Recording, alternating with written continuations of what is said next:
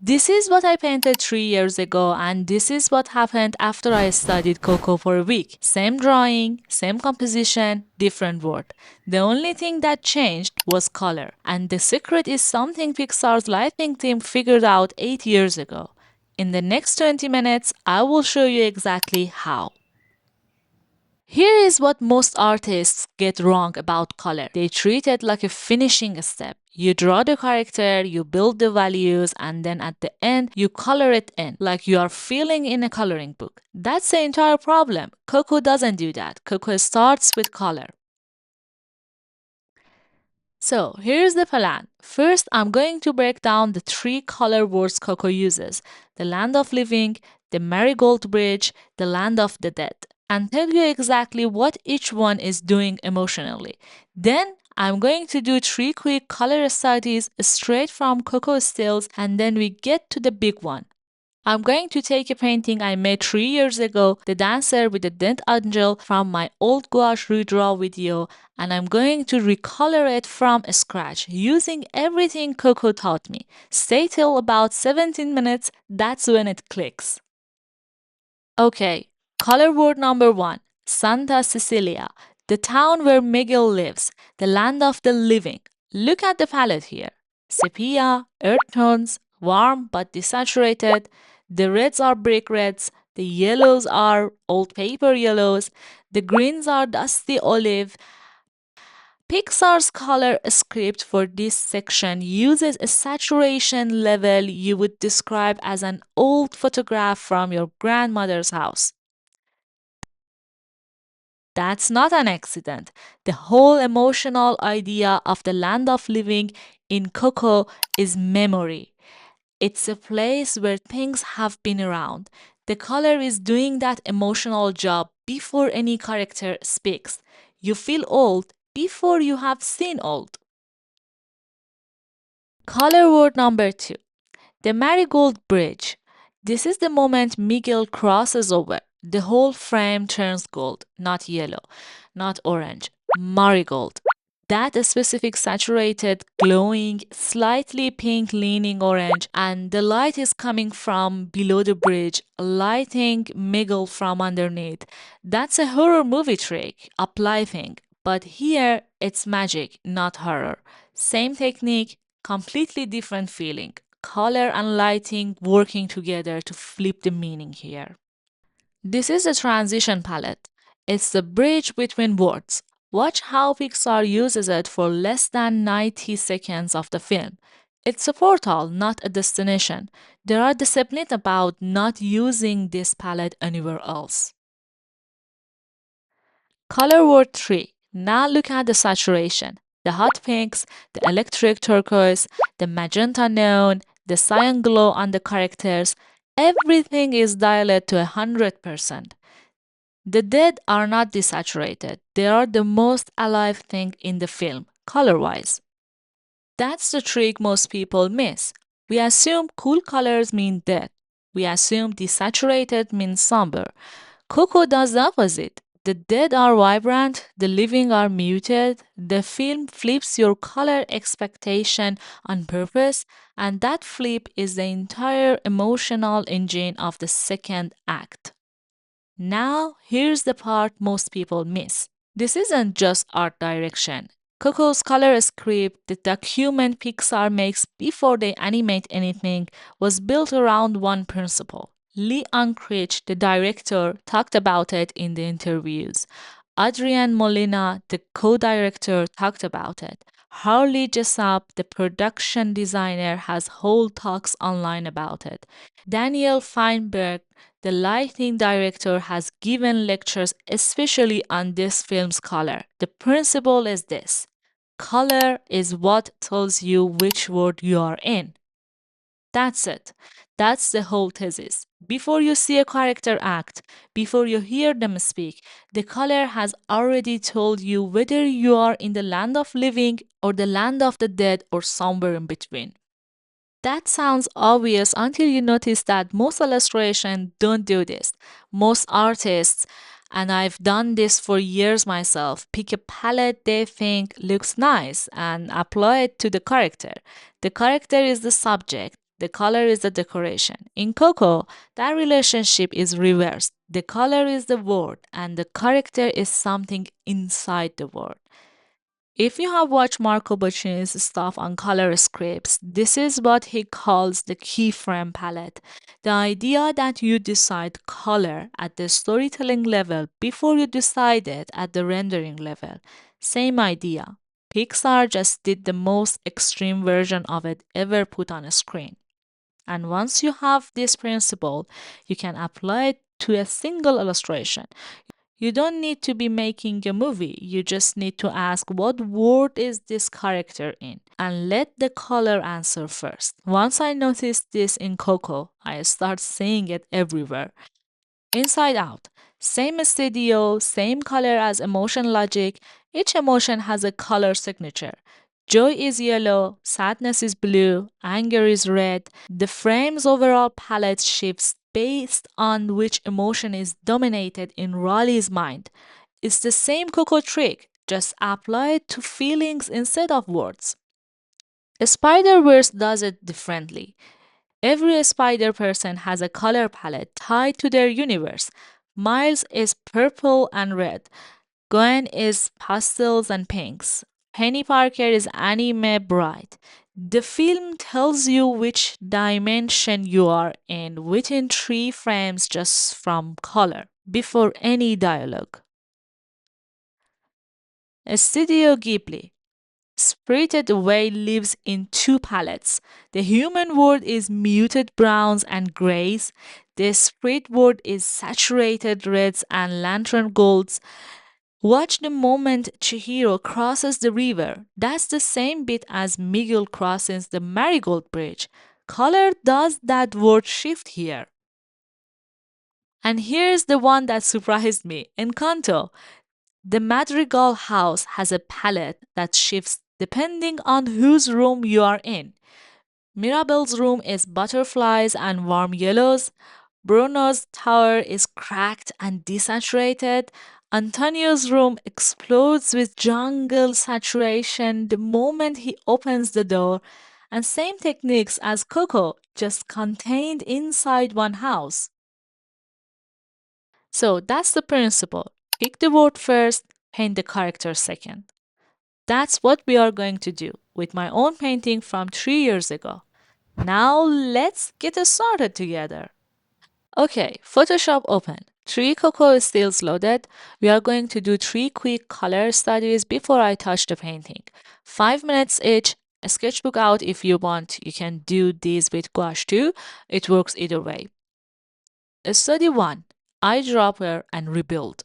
I'm going to sample 5 or 6 colors from this still, and that's it. And rebuild the whole scene's mood with those swatches. Look at these colors. That's the whole land of the living. Not 20, not 50, just 5, 6. And every one of them is on the warm side of neutral. There isn't a single saturated color in the palette, not one. Try this exercise on any film still you love. Eyedropper 5 colors. Notice how few you needed. Most films, I should say most good films, live inside a tiny palette. Your illustration probably don't, and that's why they look muddy. Study 2. Palette reduction. Now I'm going to take this scene and reduce it to 5 colors too. Same exercise. See the difference? The Land of the Dead also lives in 5 colors, but 4 of them are on the cool side and they are all dialed to high saturation. The bone cream is the only warm anchor. It's what makes the skeletons read as a subject. Without that one warm color against the cool palette, the whole frame would just be neon noise. That's the rule I want you to take away from this study. 5 colors, one constructing actor. That's how Pixar lights an entire fictional city. Study 3. 3 temperature split. This one is the most useful for character work. I'm going to take a flat gray character and split the lighting into 3 temperatures.